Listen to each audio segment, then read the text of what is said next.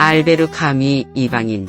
오늘 이야기는 우리 삶의 가장 깊은 곳을 건드리는 질문에 관한 것입니다. 바로 알베르 카뮈의 명작 이방인입니다. 이방인이라는 제목을 들으시면 많은 분들이 왠지 모를 낯선 감정을 느끼실 겁니다. 사실 이 작품은 우리에게 익숙한 이야기 구조를 가지고 있지 않습니다. 영웅적인 주인공도 가슴 저미는 사랑 이야기도 정의로운 복수극도 아니죠. 오히려 우리의 주인공은 세상과 조금은 동떨어져 살아가는, 그래서 우리에게 이방인처럼 느껴지는 한 남자입니다. 하지만 그의 이야기를 따라가다 보면 문득 깨닫게 됩니다. 이 남자가 바로 나일 수도 있겠구나. 이 작품은 바로 그 낯선 주인공을 통해 우리가 평생을 걸쳐 고민해온 삶의 의미와 인간 존재에 대한 근본적인 질문을 던집니다. 우리 인생의 황혼기에 접어든 여러분께 이 작품이 인생을 깊이 되돌아보는 소중한 계기가 되기를 바랍니다. 부조리의 인간 메르소. 소설의 첫 문장은 너무도 유명합니다. 오늘 엄마가 죽었다. 아니, 어쩌면 어제.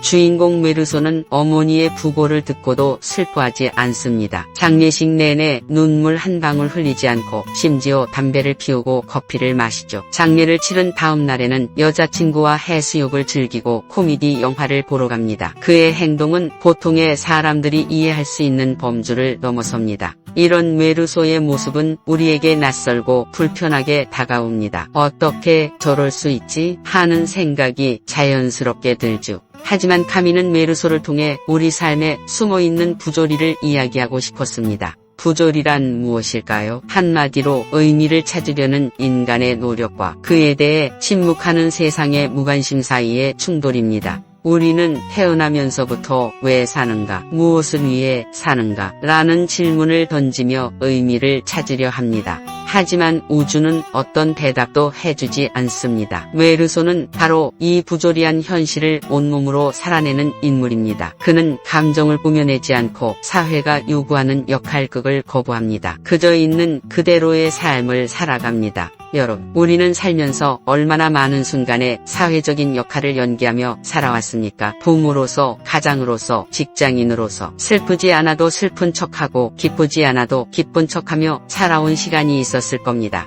메르소는 바로 그런 가식적인 껍데기를 모두 벗어던진 순수한 존재를 상징합니다. 그는 세상과 자신 사이에 거대한 유리벽을 둔 채 그저 외부의 사건들을 담담하게 받아들이기만 합니다. 무의미한 살인, 그리고 사회적 단죄. 메르소의 삶은 어느 여름날 해변에서 절정을 향해 치닫습니다. 뜨거운 태양 아래 우연히 마주친 한 아랍인을 총으로 쏘아 죽입니다. 그의 살인 동기는 무엇이었을까요? 분노.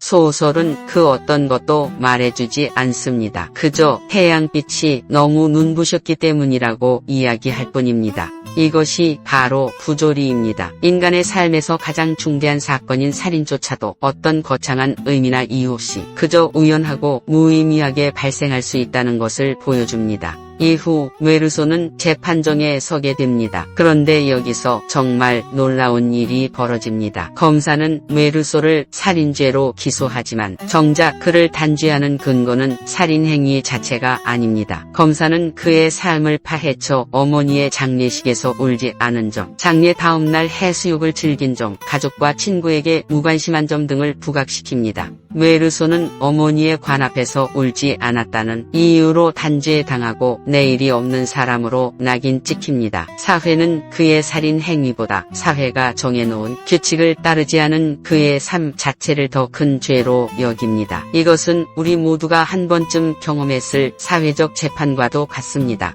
우리는 살면서 얼마나 많은 순간 타인의 시선과 사회의 규범에 맞춰 살아야 했습니까? 남들처럼 결혼하고 남들처럼 아이를 낳고 남들만큼 성공해야 한다는 보이지 않는 압박 속에서 살아왔습니다. 메르소의 재판은 바로 그 거대한 사회적 굴레가 얼마나 비이성적이고 잔혹한지를 보여줍니다. 메르소는 단지 감정을 꾸며낼 줄 몰랐던 죄로 사회로부터 철저한 이방인으로 낙인 찍힌 것입니다. 최후의 깨달음, 자유로워지는 순간. 메르소는 감옥에 갇히고 사형 선고를 받습니다. 그때 한 신부님이 그를 찾아와 구원과 신의 존재를 믿으라고 설득합니다. 하지만 메르소는 격렬하게 저항합니다. 그는 모든 것은 무의미하다고 소리치며 신부에게 어떻게 살아야 할지 모르는 사람에게 미래를 팔아넘기려 하지 말라고 일갈합니다. 이것이 바로 메르소의 가장 강력한 반항이자 진정한 깨달음의 순간입니다. 그는 자신의 삶에 아무런 의미도 어떤 정해진 목적도 없다는 것을 온몸으로 받아들입니다. 그리고 그 순간 그는 비로소 세상의 부조리 앞에서 완전히 자유로워집니다. 그는 이렇게 생각합니다. 세상의 온화한 무관심에 기꺼이 마음을 열었다. 이것이 이방인의 가장 중요한 메시지입니다. 인생의 의미는 신이 정해준 것도 사회가 정해준 것도 아닙니다. 우리의 삶은 그저 우연하고 무의미하게 던져진 것이지만 바로 그 사실을 온전히 받아들이는 순간 우리는 진정한 자유를 얻게 됩니다. 정해진 길을 쫓아 달려왔던 과거에서 벗어나 지금 이 순간의 삶을 있는 그대로 살아가게 됩니다. 뜨거운 햇살, 시원한 바람, 사랑하는 사람의 손길 거창한 의미가 아니라 이 모든 사소하고 순간적인 것들에서 삶의 유일한 가치를 발견하게 되는 것입니다. 이방인의 요정, 우리의 삶을 돌아보며 사랑하는 여러분, 우리는 평생 동안 무엇이 옳은 삶인가? 라는 질문을 안고 살아왔습니다. 그리고 정답을 찾기 위해 부단히 노력했습니다. 하지만 어쩌면 그 정답은 애초에 존재하지 않았을 수도 있습니다. 이방인은 우리에게 묻습니다.